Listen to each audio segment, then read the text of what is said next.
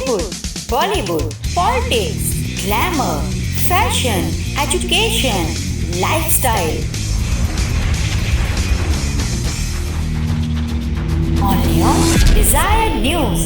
वास्तविकता वही जो हमने कही।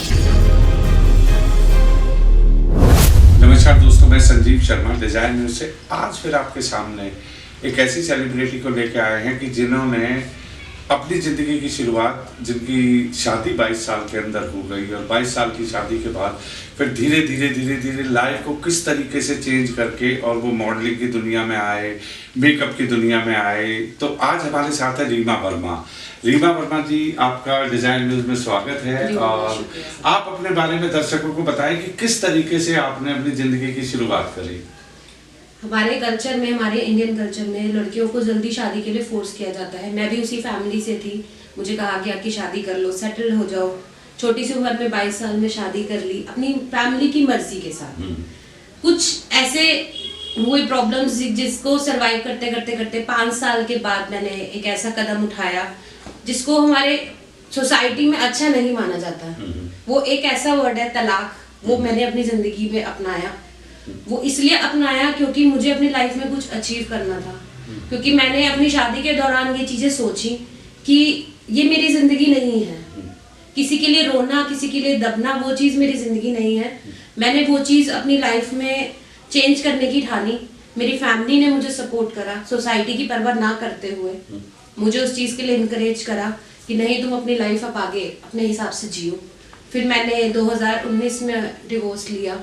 उसके बाद से मैं इस ग्लैमर इंडस्ट्री में आई क्योंकि मेकअप शुरू से ही मेरा पैशन था।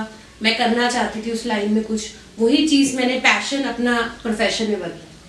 Very good. देखिए दोस्तों, कई दफा लाइफ के अंदर उतार चढ़ाव आते हैं। हर चीज का एक अपना अपना अच्छा पहलू भी है, बुरा पहलू भी है। लेकिन रीमा वर्मा जी ने जो एक स्टेप उठाया, स्टेप होता है कि जिंदगी के अंदर आपको जो कुछ अचीव करना है। अगर वो अचीवमेंट की बात करें तो अचीवमेंट ये नहीं है कि आप किसी चीज के अंदर सिर्फ सेक्रीफाइस ही करते चले जाएं। आपकी जिंदगी के अंदर आपको पूरा हक है कि आप उसको अपने तरीके से जिए। और जैसा कि इन्होंने बताया कि फैमिली का भी सपोर्ट रहा, तो धीरे धीरे इन्होंने अपनी लाइफ को एक ग्लैमर इंडस्ट्री की तरफ को कन्वर्ट किया। तो आपने जो रीमा जी ये स्टेप उठाने के बाद जब आप ग्लैमर इंडस्ट्री में आई और आप वेटजिला फैशन के साथ जुड़ी, तो अब आपको कैसा लगता है कि आपका जो डिसीजन था वो सही था या गलत था? सर, मेरा डिसीजन बिल्कुल सही था क्योंकि वेटजिला के जुड़ने के बाद लोग, मैं आ तो पहले ही गई थी, लेकिन कहते हैं ना कि आपको एक पहली सीढ़ी, एक ऐसी सीढ़ी चाहिए होती है जो आपको ऊपर लेके जाए। वो वेटजिला थी। वेटजिला पहली एक ऐसी कंपनी थी, एक ऐसी फैशन मैगजीन थी पहली मेरी लाइफ की जिसके साथ मैंने ज्वाइन किया। और अभी तक 2-3 साल मुझे हो चुके हैं इनके साथ काम करते करते। और आपको पता ही है वेटजिला की ऑनर लीना गुप्ता जी, उन्होंने कभी फैमिली से कम हमें समझा। ठीक है, हर चीज में हमें सपोर्ट करा, चाहे वो फैमिली इश्यूज हो या हमारे प्रोफेशनल इश्यूज हो या हमारे फाइनेंशियल इश्यूज हो, सब में सपोर्ट करा, अपनी फैमिली की तरह बना के रखा। कभी भी किसी और कंपनी के साथ काम करने में उनको कभी कोई प्रॉब्लम नहीं हुई कि आप यहाँ मत करो या वहाँ मत करो। हमें एनकरेज ही करा। बट मुझे काफी अच्छा फील हुआ उनके साथ काम करके। एक उन्होंने मुझे समझ दी है कि आप इस इंडस्ट्री में कैसे सरवाइव कर सकते हो, क्योंकि आपको पता ही है कि fashion industry is not a easy industry. बिल्कुल बिल्कुल। हाँ जी।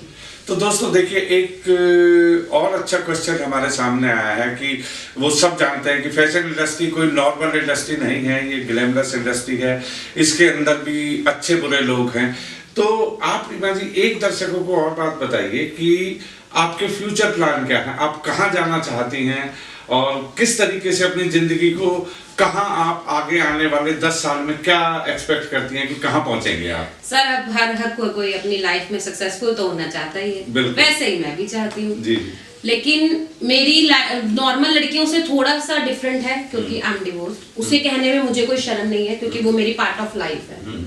हाँ ठीक है, मुझे हर चीज अपनी लाइफ को ऐसे देखना है हर टाइम पे। और दूसरी चीज, मैं अपनी फैमिली की सबसे बड़ी डॉटर हूँ।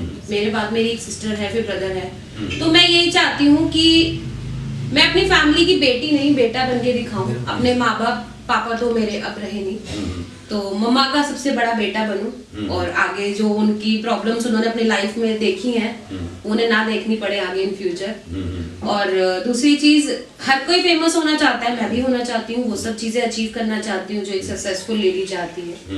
तो बस उसी में लगे हुए हैं, बिल्कुल उसी रेस में हम भी भाग रहे हैं जैसे सब भागते हैं। बिल्कुल बिल्कुल। तो दोस्तों देखिए, डिजायर न्यूज में आज रीमा जो आए, उन्होंने अपनी कुछ ऐसी चीजें शेयर करी जिनको लोग जनरली शेयर नहीं करते हैं। कि अगर उनके डाइवोर्स की बात करें तो ये एक नॉर्मल है, ये कोई ऐसा वो नहीं है। आपकी जिंदगी के अंदर अगर कहीं हर्डल है, कई दफा चॉइस है, हम ठीक नहीं कर पाते। और सबसे बड़ी बात उन्होंने कही कि वो अपनी माँ की एक परी हैं और हर बच्ची, हर लेडी, हर महिला कहीं ना कहीं अपने परिवार से इस तरीके से जुड़े रहते हैं। उसके बारे में भी हम उनसे जानना चाहेंगे कि वो अपनी राय जरूर रखें कि आप आज वुमेन को कहाँ पे देखती हैं, उनको किस नजरिए से देखती हैं। सर मेरे हिसाब से वुमेन्स को जीने के लिए या कुछ अचीवमेंट करने के लिए डे की जरूरत तो नहीं पड़ती। खैर, जहाँ औरत का नाम आता है वहीं हम एक माँ का रूप ले लेते हैं जिसकी बहुत सारी भुजाएं हैं, वो अलग अलग काम करती हैं, चाहे वो मैरिड हो, सिंगल हो या डिवोर्स्ड हो या वर्किंग है, कुछ भी है, डॉक्टर्स हैं, पुलिस है, 100 चीजें हैं अपनी लाइफ में। तो मैं सिर्फ उनको यही कहना चाहती हूँ कि आप प्लीज प्लीज प्लीज किसी से अपनी लाइफ में कभी मत दबिए, चाहे सोसाइटी है, चाहे आपके इन-लॉज हैं, चाहे आपके पेरेंट्स हैं, ठीक है। मैं ये नहीं कहती आप उनसे लड़िए या आप उनसे गलत वे में कुछ उनसे गलत करिए, बट ठीक है आप अपने हक को भी मत छोड़िए। जो आपका हक है उसे करिए। भगवान ने आपको पैदा करा है, भगवान ने पैदा करा है क्योंकि उसकी मर्जी के बिना तो आप आ ही नहीं सकते। तो अगर उन्होंने आपको भेजा है तो कुछ सोच के भेजा है, उसे यूज करिए। प्लीज किसी से मत दबिए, अपने जो आपके अचीवमेंट्स हैं वो उसे अचीव करिए।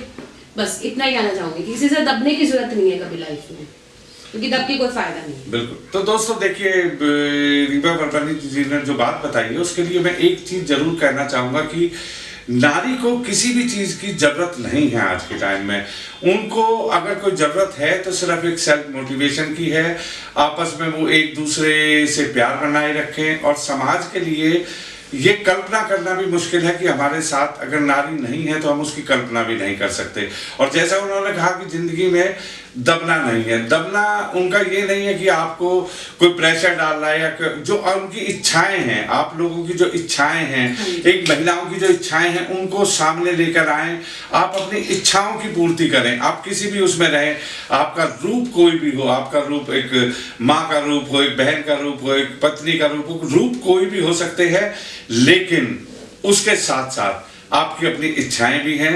एक चीज और दर्शक जानना चाहेंगे रीमा जी, आप ये बताइए, आप ग्लैमर इंडस्ट्री में आए, आपसे हम ये नहीं पूछेंगे कि आपका बुरा एक्सपीरियंस क्या रहा या अच्छा एक्सपीरियंस क्या रहा, आपको इस इंडस्ट्री में कैसा लगता है, आप अपने आप ही बताइए दर्शकों को। सर मुझे इस इंडस्ट्री में अच्छा लगता है, वो मैं आपको बता देती हूँ कि कोई इंडस्ट्री आप पैशन को नहीं ले सकते। किसी भी इंडस्ट्री में, किसी भी प्रोफेशन में कहीं आपको लोग मिलेंगे दबाने वाले, कहीं मिलेंगे उठाने वाले। वो आपके हाथ में है कि आप किसकी तरफ ज्यादा झुकते हैं, ठीक है। इस इंडस्ट्री में भी ऐसा है, कहीं लोग हमें डिमोटिवेट करते हैं, कहीं हमें मोटिवेट करते हैं। तो भगवान ने 2 कान दिए हैं, एक से सुनिए, दूसरे से निकाल दीजिए। और अगर कोई बात अच्छी लगे तो उसे दिमाग और दिल में बसा लीजिए, बस। नहीं तो दर्शकों, मैं आज रीमा वर्मा जी का फिर शुक्रिया अदा करता हूं, क्योंकि इन्होंने जो बातें बताई है कि देखिए, आप इंडस्ट्री कोई भी हो, चाहे वो फैशन इंडस्ट्री हो, चाहे कोई इंडस्ट्री हो, हर इंडस्ट्री के अंदर अच्छे बुरे लोग होते हैं। आपको खुद फैसला लेना है, आपको अपने संयम से काम लेना है। जैसा उन्होंने कहा कि अगर आपको कोई चीज़ अच्छी नहीं लगती है तो एक कान से निकालिए, एक कान में डालिए, दूसरे से निकालिए। तो ये एक बहुत अच्छी चीज़ है और ये पॉजिटिव है। क्योंकि देखिए, इंडस्ट्री कोई भी हो, चाहे वो हेल्थ इंडस्ट्री हो, एजुकेशन हो, हर जगह कहीं ना कहीं पे आपको कोई ना कोई इंसान ऐसे मिलेंगे जो आपको डीमोटिवेट करते हैं। लेकिन आपको डीमोटिवेशन की तरफ नहीं जाना, आपको मोटिवेशन की तरफ जाना है। तो रीमा जी, मैं आपका तहे दिल से शुक्रिया अदा करता हूँ कि आप डिजायर न्यूज में आए, आप अपने व्यूज रखे। सर मैं एक चीज और आप लोगों से कहना चाहूंगी, आपके दर्शकों से, कि वुमेन्स डे पे जरूरी नहीं है कि आप सभी वुमेन्स की रिस्पेक्ट करें। आपके घर में जो लेडीज हैं, आपकी माँ है, आपकी बीवी, आपकी बहन है, आपकी डॉटर है, आप उन्हीं से प्यार से बात कर लीजिए, उनकी इच्छाओं को जान लीजिए। वही वुमेन्स डे, वही उसी दिन बन जाता है जिस दिन आप उनको समझ लेंगे, उनको दबाएंगे नहीं, उनको आगे बढ़ने के लिए इनकरेज करेंगे, वही वुमेन्स डे बन जाता है, बस। नहीं, बहुत अच्छी बात है। हाँ जी, देखिए दोस्तों, आप वो कहते हैं ना कि अपने घर से शुरुआत करें। बस ये बिल्कुल सिंपल सी चीज है कि आप अपने you serve your near and dear, आप उनके लिए अगर अच्छे हैं तो आप दुनिया के लिए अच्छे हैं, और अगर आप उन्हीं को अच्छे संस्कारों के साथ आप उनका मान सम्मान नहीं कर सकते तो आप समाज के अंदर कुछ भी नहीं कर सकते। तो thank you very much, thank you so much, thank you.